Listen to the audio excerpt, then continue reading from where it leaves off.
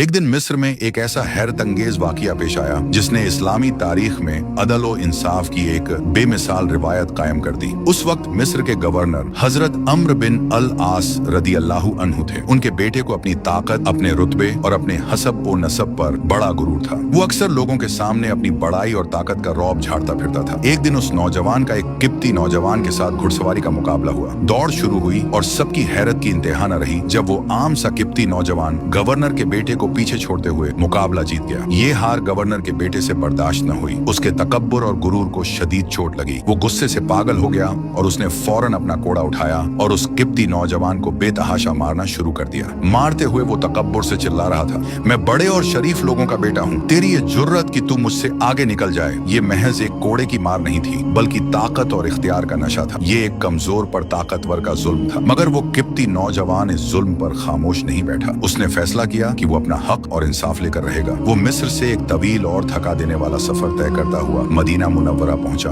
और सीधा अमीरुल मोमिनीन हजरत उमर फारूक रदी अल्लाहु अन्हु के दरबार में हाजिर हो गया। उसने बिना किसी खौफ के पूरा वाकया खलीफा ए वक्त के सामने बयान कर दिया। हजरत उमर रदी अल्लाहु अन्हु ने जब ये दास्तान सुनी तो उनका चेहरा जलाल से सुर्ख हो गया और आंखों में इंसाफ की चमक आ गई। उन्होंने उसी वक्त एक खत लिखवाया और हुक्म दिया कि मिस्र के गवर्नर अम्र बिन अलास और उनके बेटे को फौरन मदीना तलब किया जाए। चंद दिनों बाद जब दोनों बाप बेटे मदीना पहुंचे तो मस्जिद नबवी में एक अजीम मजमा लगा हुआ था। सबकी नजरें अमीरुल मोमिनीन के फैसले पर टिकी थी। हजरत उमर रदी अल्लाहु अन्हु ने उस किप्ती नौजवान को आगे बुलाया, उसके हाथ में वही कोड़ा थमाया और निहायत जलाल के साथ फरमाया, लो अब तुम उसे मारो, उसी को मारो जिसने तुम्हें नाहक मारा था। नौजवान ने कोड़ा उठाया और गवर्नर के बेटे को मारना शुरू किया। वो तब तक मारता रहा जब तक कि उसके दिल की भड़ास निकल न गई और उसका दिल मुतमिन न हो गया। पूरा मजमा खामोशी और हैरत से ये मंजर देखता रहा। इस्लामी तारीख का ये वो अजीम लम्हा था जहां एक आम शहरी एक गवर्नर के बेटे से अपना बदला ले रहा था। जब किप्ती नौजवान रुक गया तो हजरत उमर रदी अल्लाहु अन्हु ने फरमाया, अब इस कोड़े को इसके बाप के सर पर भी मारो, क्योंकि कसम अल्लाह की इसके बेटे ने तुम्हें सिर्फ अपने बाप की ताकत और हुकूमत के नशे में मारा था। मगर वो किप्ती नौजवान निहायत अदब से पीछे हटा और बोला,